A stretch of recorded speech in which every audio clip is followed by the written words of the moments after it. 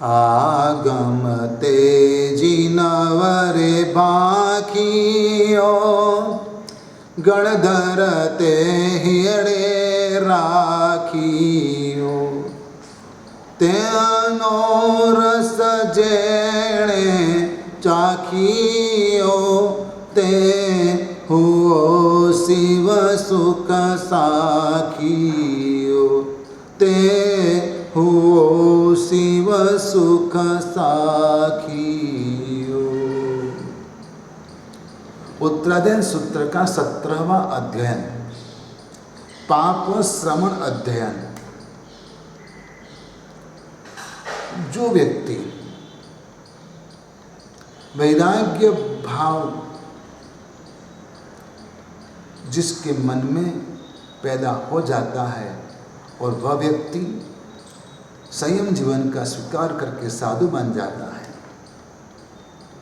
दीक्षा लेता है, लेकिन उसके बाद उनका वैराग्य यदि स्मशान वैराग्य है तो वापस उसके मन के अंदर गलत विचार आने शुरू हो जाते हैं। फिर वह प्रमादी हो जाता है। धर्म आराधना उत्साह से, उमंग से, धगस से जो नहीं करता है, जो अपने जीवन में जो बेस का स्वीकार किया है उससे कभी कभार कोई विपरीत प्रवृत्ति कर लेता है और करता रहता है, वैसे साधु को पाप श्रवण कहा है। भगवान महावीर कहते हैं आपको ऐसा नहीं होना है, इससे आपको बचना है, अपने आप को बचाना है। कोई ऐसा होता है लेकिन तू ऐसा नहीं है, वैसा भगवान महावीर कहते हैं। भगवान को आपके ऊपर भरोसा है, भगवान को आपके ऊपर विश्वास है। इसके बाद 18वें अध्ययन के अंदर संयति अध्ययन कहते हैं कि कांपिल्य नगर के अंदर एक संयति नाम का राजा था और एक बार वो शिकार करने के लिए निकला। भागते हुए हिरण को देखकर उसको मजा आता था, अपना घोड़ा दौड़ाना उसे बहुत अच्छा लगता था। एक बार वह शिकार करने के लिए गया, जंगल में हिरण के पीछे घोड़ा भगाता है। उस वक्त गर्भभाली मुनि, गर्भभाली नाम के मुनि जिसका नाम ऐसा था, गर्दभाली मुनि, जो मुनि भगवंत ने राजा को देखा, मुनि भगवंत स्वाध्याय धर्म आदि में लीन रहने वाले थे, लेकिन जब एक राजा को शिकार करते हुए देखा तो मुनि भगवंत ने राजा को टोका कि राजन, आपका तो धर्म है आपकी प्रजा का रक्षण करना, और जो आपके राज्य की मर्यादा में रहते हैं वह सभी का रक्षण करना आपका धर्म है। तो आपके राज्य में रहते हुए ऐसे निर्दोष पशु को आप क्यों मारते हो? और आप ये हिंसा किस लिए करते हो? आपको ऐसी हिंसा करने की आवश्यकता क्या है? हिंसा करना पाप है और आप तो बेवजह निर्दोष जीव की हिंसा कर रहे हो। जैसे आप इस हिरण के पीछे पड़े हो, ठीक वैसे आपके पीछे मौत पड़ी हुई है। जैसे किस पल आपका तीर हिरण को लग जाएगा और हिरण की मौत हो जाएगी, हिरण को पता नहीं, ठीक वैसे किस पल यमराज आपको उठा लेंगे वह भी पता नहीं है। इसलिए हिंसा छोड़िए, पापों का त्याग कीजिए। मुनि भगवंत का उपदेश सुनकर राजा को पश्चाताप हुआ, गुरु भगवंत से क्षमा याचना की। गुरु भगवंत ने उनको और गहराई से धर्म समझाया। फिर आखिर गुरु भगवंत के वैराग्य और प्रेरक उपदेश से ये हिंसक राजा ने साधु जीवन का स्वीकार कर लिया। जो कम में सुरा सो धम में सुरा। राजा हिंसक था, राजा सुरवीर था, लेकिन जब मन परिवर्तित हो गया, मन धर्म में डाइवर्ट हो गया, तब जितने कठोर वह राज्य अवस्था में अन्य जीवों के प्रति थे, उतने कठोर वह अपने आप के प्रति हो गए। और जीवन में जो भी कष्ट आया, वह कष्ट का उन्होंने स्वीकार किया। वह कष्ट उन्होंने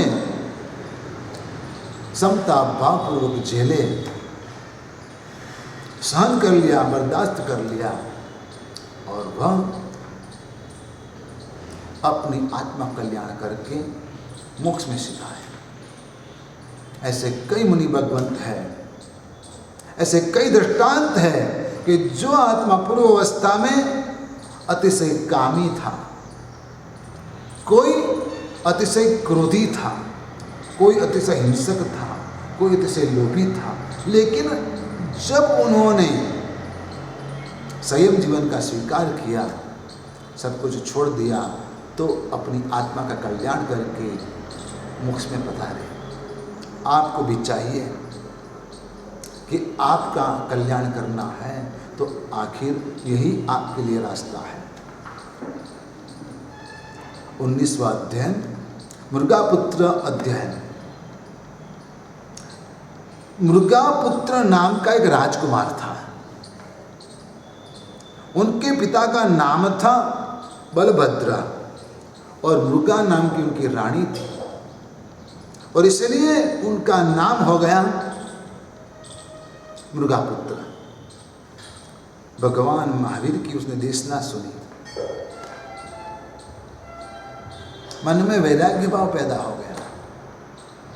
माता पिता के आग्रह से उन्होंने शादी की, ब्याह रचाया। अंतर से वैरागी होते हुए भी अपनी पत्नियों के कहने से झरोखे में बैठा था और आनंद प्रमोद कर रहा था। उस वक्त उनकी नजर रास्ते से जाते हुए एक गुरु भगवंत, एक मुनि भगवंत, एक साधु भगवंत के ऊपर पड़ी। मुनि भगवंत को देखकर यह मृगापुत्र को जातिस्वर्ण ज्ञान हुआ। आप मुनि भगवंत को, ये मुनि वेश को एक बार इस कदर देख लेना कि अगले जन्म में कहीं भी आपको यह वेश देखने को मिले तो आपको जातिस्वर्ण ज्ञान की प्राप्ति हो जाए। आप इतने भाव से, इतने लगाव से गुरु भगवंत को बहराना, सुपात्र दान देना कि ताकि अगले जन्म में ऐसा कोई दृश्य देखने को मिले तो आपको जातिस्वर्ण ज्ञान हो जाए। श्रेयांश कुमार जैसा आप नवकार मंत्र उतनी भक्ति भावना से, उतनी श्रद्धा से गिनिए कि यदि कोई नवकार मंत्र का एक पद भी बोले तो अगले जन्म में सुनकर आपको जातिस्वर्ण ज्ञान हो जाए और आप वो राजकुमारी के जैसे अपना जीवन परिवर्तित कर पाओ। एक बंदर जो देवगति में था, तब नवकार मंत्र उसने चट्टान के ऊपर लिखा था, जंगल में। देवगति से उनका च्यवन हुआ, बंदर हुआ, जंगल में भटक रहा है, एक शिला के ऊपर नवकार मंत्र पढ़ा, उसको जातिस्वर्ण ज्ञान हो गया। आद्र कुमार ने भगवान का सिंहासन देखा और सिंहासन देखकर आद्र कुमार को जाते समय ज्ञान हो गया। आप ये मुनि वेश को, आप परमात्मा की प्रतिमा को, आप नवकार मंत्र को इतने लगाव से गिनना, इतने लगाव से देखना, इतना भक्ति भाव से दर्शन करना, ताकि अगले जन्म में यह एक भी बात, यह एक भी दृश्य देखने को मिले तो आपको जाति शरण ज्ञान की प्राप्ति हो जाए और आपका जन्म सुधर जाए। मृगापुत्र को जाति शरण ज्ञान हुआ और फिर उसको पूर्व जन्म याद आया। जाति श्रवण ज्ञान जिसको प्राप्त होता है उसको पूर्व जन्म स्मरण में आता है कि पहले मैं क्या था, कहाँ था, मेरा जीवन कैसा था, मैंने यह सब कहाँ देखा था, वह सब उसे याद आ जाता है। उसने देखा कि मैं देवलोक से यहाँ आया हूँ और मुनि भगवंतों को देखकर उसको दीक्षा लेने की भावना प्रबल हो गई और वह अपने पिता और माता के पास अनुमति लेने के लिए जाता है और तब माता पिता उसे दीक्षा लेने से मना करते हैं।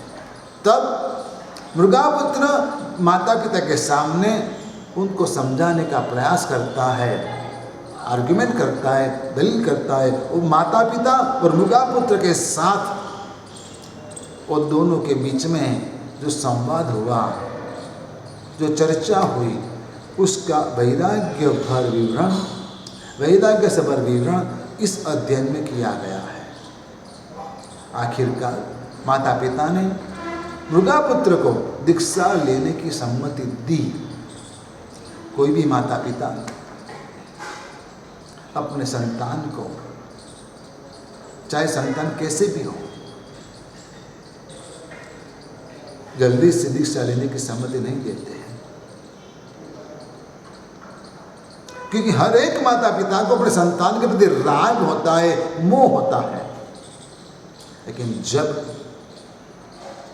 मुमुक्षु आत्मा, उनकी भावना दृढ़ होती है, वह अपने निश्चय में मक्कम होता है, तब माता पिता उनको सम्मति देते कि आखिरकार ठीक है, तू खुद का कल्याण करने जा रहा है, भगवान महावीर के मार्ग के ऊपर जा रहा है, तब माता पिता उनको सम्मति देते हैं।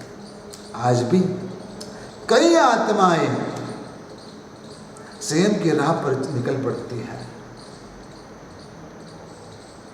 चाहे कितना भी धन क्यों ना हो, कितना एजुकेशन भी क्यों ना हो, यह सब होने के बावजूद पता चल जाता है कि सब निरर्थक है।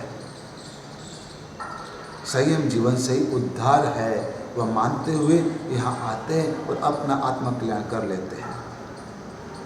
यह मुनि, मृगापुत्र मुनि अंत समय में 1 मास का अनशन करते हुए काल धर्म प्राप्त करके अनंत विमान में जाते हैं और परंपरा से वह मुक्ति में जाते हैं।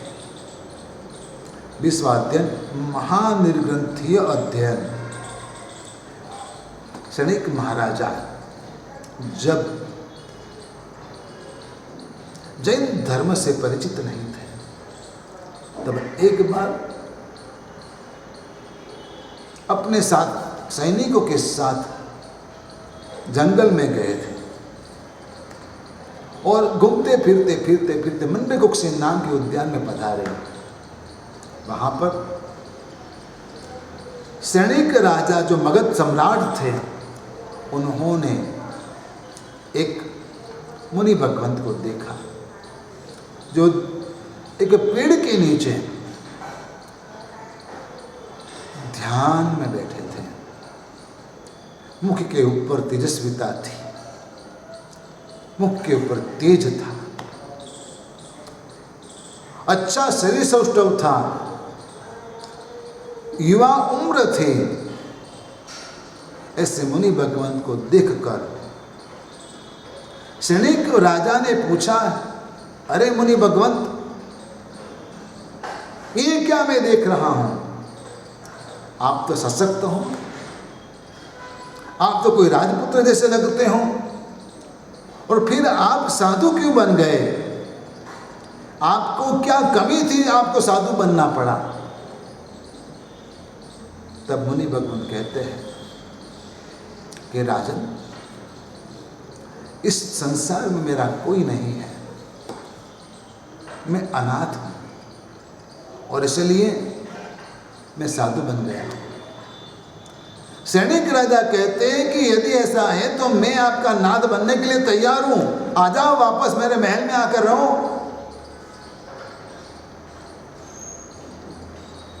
मुस्कुराते हुए मुनि कहते हैं कि राजन, आप सनातनता का अर्थ नहीं समझते हो। सनात कौन होता है? आप खुद अनाथ हो, तो आप दूसरे का नाथ कैसे बन पाओगे?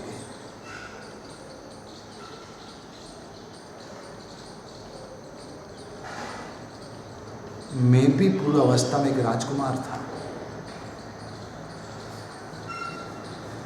मेरी मां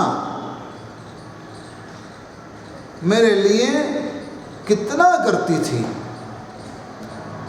मेरी पत्नियां मेरी कितनी सेवा करती थी, लेकिन एक बार मुझे सरदर्द हुआ, साथ में बुखार भी आया। मैं रो रहा था, मैं चिल्ला रहा था। मेरी पत्नियां मेरे पलंग के आसपास खड़ी थी। मेरी माँ मुझे गोद में लेकर बैठी थी, माँ की गोद में मैं सोया था। कितने इलाज किए, वैद्य हकीम कितने कितने लोग आ गए, कितने तांत्रिक मांत्रिक आ गए, सभी ने इलाज किया, लेकिन मुझे ठीक नहीं हुआ। उस रात मैंने संकल्प किया, कितना पैसा, इतना धन, इतनी संपत्ति, सब सत्ता, ये परिवार, सब कोई है, लेकिन फिर भी मेरा दर्द कोई नहीं ले पा रहा है। मैं कितना अनाथ हूं। उस दिन मैंने संकल्प किया कि यदि मेरी बीमारी टल जाती है, मुझे ठीक हो जाता है, तो मैं दीक्षा ले लूंगा, साधु बन जाऊंगा। और संकल्प लेते ही रात्रि के समय मेरा दुख दर्द गायब हो गया, बीमारी मेरी टल गई। दूसरे दिन मैं निकल पड़ा मेरा नाथ ढूंढने के लिए। राजन, तू खुद अनाथ है, तू मुझे सनाथ कैसे कर पाएगा? जो आत्मा अपने आप के ऊपर काबू पाती है, वही सच्चा सनाथ है, बाकी तो सब अनाथ है। राजा सैनिक और ये मुनि भगवंत के साथ अनाथी मुनि कहा जाता है, उसका नाम, उनके साथ जो संवाद हुआ उसका विवरण, संसार की स्वरूपता, संसार का स्वरूप, सत्यवाद यहाँ पर बताई गई है कि संसार में कौन सनाथ है, कौन अनाथ है। सारी दुनिया के जीव अनाथ है। जिसको अपने आप के ऊपर कंट्रोल है, जो संयम से जीता है, जो भगवान की मार्ग के ऊपर चलता है, वह सनाथ है। इसके बाद 21वें अध्याय के अंदर समुद्रपाल की बात है कि समुद्रपाल नाम का एक श्रावक था, जो समुद्र की यात्रा ज़्यादा करता था और समुद्र से ही उसका व्यवहार चलता था और उसका धंधा भी वही था। समुद्र में एक बेटे का जन्म हुआ था उसके घर के अंदर, इसलिए उसका नाम समुद्रपाल रखा गया था। युवावस्था में पहुंचा, 72 कला में वो निपुण हुआ। उनके पिता ने कई कन्याओं के साथ शादी कराई और एक बार उसने कोई बात सुनी कि किसी को फांसी दी जा रही है, और जो बात उसको सुनने में आई उससे उसको धक्का लगा कि अरे आखिर संसार ऐसा है। सुख क्षणिक है, संसार क्षण भंगुर है। क्या पाप का फल इतना भयंकर होता है कि जीते जी फांसी के फंदे पर लटकना पड़ता है? उसके मन के अंदर वैराग्य भाव पैदा हो गया और उसने अपने माता पिता की सम्मति लेकर दीक्षा का स्वीकार कर लिया और भगवान का शिष्य बन गया। संसार में ऐसे कई दृश्य आपको देखने को मिलते हैं, लेकिन जब तक आपकी योग्यता प्राप्त नहीं होती है तब तक आपको वैराग्य भाव पैदा नहीं होता है। संसार में बहुत धोखे आपने खाए, लेकिन आपको दीक्षा लेने का मन कहाँ हुआ? कई लोगों को आप शमशान घाट छोड़कर आए, जलाकर खाक करके आए, लेकिन आपको खुद को तो दीक्षा लेने का भाव पैदा नहीं हुआ। आपने कई बार बोला भी सही, लेकिन फिर भी आप दीक्षा लेने के लिए तैयार नहीं हुए। संसार की वास्तविकता है। समुद्र पार जैसे आत्मा बहुत कम होती है कि जो इसी बात को पकड़ के संसार छोड़कर निकल जाता है। कितने लोगों को बेगुनाह मार दिया जाता है, जाते घूमने फिरने के लिए और वापस उसका सब आता है। संसार में किसी का कोई भरोसा नहीं, जो गया है वह कब वापस आएगा कोई भरोसा नहीं। और इसलिए धर्म करते रहना चाहिए। इसके बाद 22वें अध्याय के अंदर रहनेमी की बात है। उससे पूर्व भगवान नेमिनाथ के जीवन की बात है कि भगवान नेमिनाथ राजुल के साथ शादी करते हैं, मतलब करने के लिए जाते हैं, और तब वहाँ पशुओं का पुकार सुन के वापस लौट आते हैं, दीक्षा ले लेते हैं। गिरनार पर्वत के ऊपर वह पहुँचते हैं। कुछ समय के बाद रहनेमी भी दीक्षा लेता है, राजीमती भी दीक्षा लेते हैं। और यह बात आपने सुनी है कि राजीमती को देखकर रहनेमी आसक्त हो गए और राजीमती जी ने रहनेमी का प्रतिबोध किया और संयम जीवन में स्थिर किया। साधु को संयम जीवन में स्थिर रहना चाहिए। इस उत्तराध्ययन सूत्र के अंदर एक बहुत ही महत्वपूर्ण अध्ययन है। 23वां अध्ययन बहुत ही महत्वपूर्ण है, वह मुझे बहुत पसंद आता है, मेरा फेवरेट है ये केसी गौतमीय अध्याय। यानी कि भगवान पार्श्वनाथ के शिष्य संताननीय साधु, उनकी परंपरा में जो साधु थे, उनके बाद भगवान पार्श्वनाथ का निर्माण हो चुका था और यहाँ पर भगवान महावीर स्वामी का कैवल्यान हो चुका था। भगवान पार्श्वनाथ के कई साधु विचरते थे। अब भगवान पार्श्वनाथ की परंपरा में 4 महाव्रत और भगवान महावीर ने 5 महाव्रत की प्ररूपणा की। भगवान पार्श्वनाथ के साधु कोई भी कलर के वस्त्र पहनते थे, जबकि भगवान महावीर के साधु श्वेत वस्त्र धारण करते थे। ये सभी बातें लोगों के मुख से केसी कुमार गणधर स्वामी ने सुनी, केसी कुमार समन ने सुनी। उन्होंने सोचा वह भी श्रमण है, हम भी श्रमण हैं, बात तो हमारे भगवान जो कह गए वही महावीर स्वामी कह रहे हैं, फिर भी इतना आचार परंपरा में तफावत क्यों है? तब केसी कुमार गणधर गौतम स्वामी को मिलने के लिए आते हैं और